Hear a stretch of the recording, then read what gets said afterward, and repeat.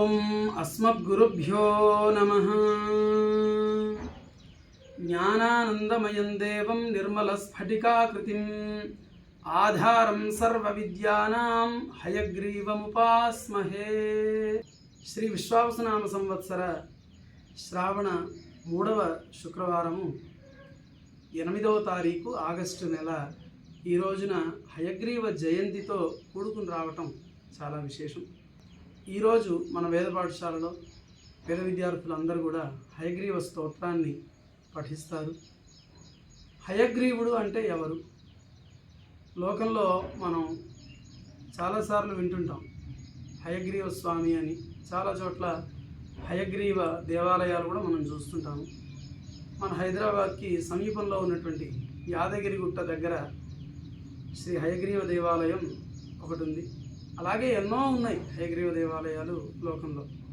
విశేషించి తమిళనాడులో తిరువేహంతిపురం అని చెప్పి వేదాంత దేశకుల వారు స్వయంగా ప్రతిష్ఠించినటువంటి హయగ్రీవ దేవాలయం అక్కడ ఒకటి ఉంది.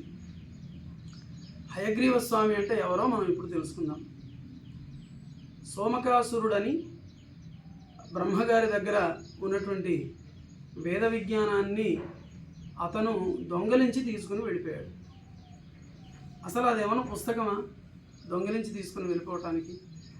బ్రహ్మగారి మస్తిష్కంలో ఉన్నటువంటి ఆ వేద విజ్ఞాన రాశిని ఎలా తీసుకుని వెళ్ళాడు అంటే, వాళ్ళు మనలాగా మానవులు కాదు. వాళ్ళు అతీంద్రియమైనటువంటి శక్తులు కలిగినటువంటి వాళ్ళు. కాబట్టి బుర్రలో ఉన్నటువంటి దాన్ని కూడా వాళ్ళు తస్కరించగల సామర్థ్యం కలిగినటువంటి వాళ్ళు. అసురులు. రాక్షసులకి అసురులకి చిన్న తేడా ఉంది. పుట్టుకతో రాక్షస కులంలో పుట్టేటువంటి వాళ్ళు రాక్షసులు, గుణం చెడినటువంటి వాళ్ళు అసురులు అవుతారు. పుట్టుకతో వాళ్ళు ఏ కులంలో జన్మించినా ఏ జాతిలో జన్మించినా వాళ్ళ యొక్క గుణాలు కనుక చెడితే అసురులు అవుతారు. ఉదాహరణకి రావణాసురుడు. రావణుడు బ్రాహ్మణ జాతిలో పుట్టిన గుణాలు చెడాయి కాబట్టి అసురుడయ్యాడు. అలాగే ఈ సోమకాసురుడు కూడా అతని యొక్క పుట్టుక ఎలాగైనా ఉండదు, కానీ గుణాలు చెడాయి కాబట్టి అసురుడయ్యాడు కనుక అతన్ని సోమకాసురుడు అని అన్నాడు. అతను బ్రహ్మగారి దగ్గర నుంచి వేద విద్యని దొంగలించి తీసుకుని వెళ్ళి ఎక్కడో సముద్రంలో దాక్కున్నాడు.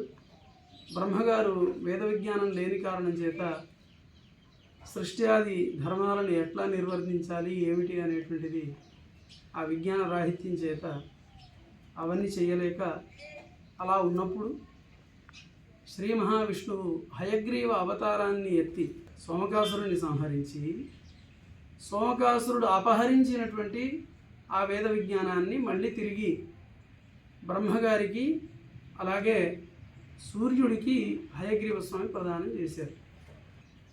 బ్రహ్మగారి వద్ద అపహరించినటువంటి వేద విజ్ఞాన రాశిని మహావిష్ణువు హయగ్రీవ రూపాన్ని ధరించి ఆ సోమకాసురుణ్ణి సంహరించి, మత్స్యావతారంతో సోమకాసురుణ్ణి సంహరించి హయగ్రీవ రూపంతో బ్రహ్మగారికి వేద విజ్ఞాన రాశిని ప్రదానం చేశాడు.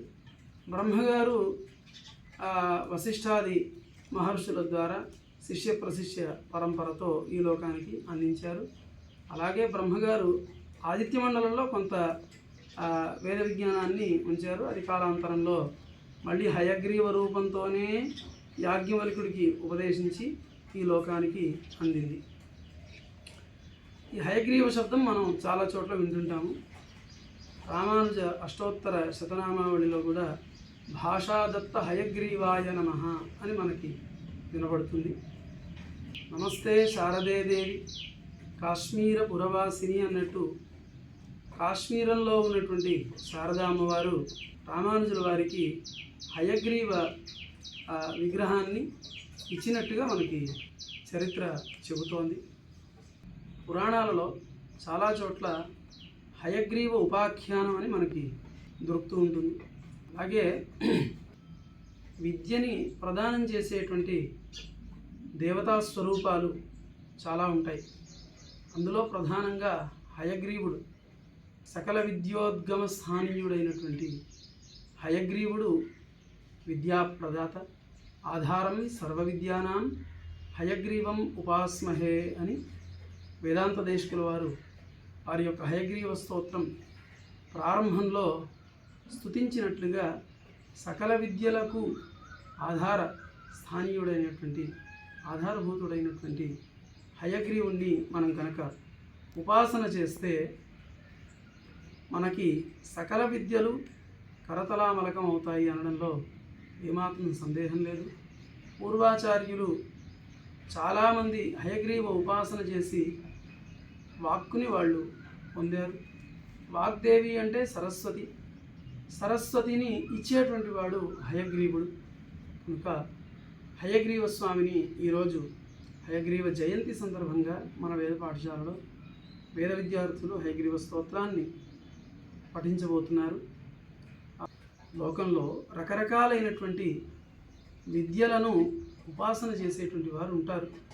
వారందరికీ హయగ్రీవుడు చక్కటి విద్యను ప్రదానం చేయుగాక అని మనసారా కోరుకుంటూ, లోకా సమస్త సుఖినో భవంతు అన్న రీతితో లోకులందరూ విద్యావంతులు కావాలి అని అందరి కోసం, లోక కళ్యాణం కోసం ఈ పారాయణాన్ని నిర్వహిస్తున్నాము. జ్ఞానానందమయం దేవం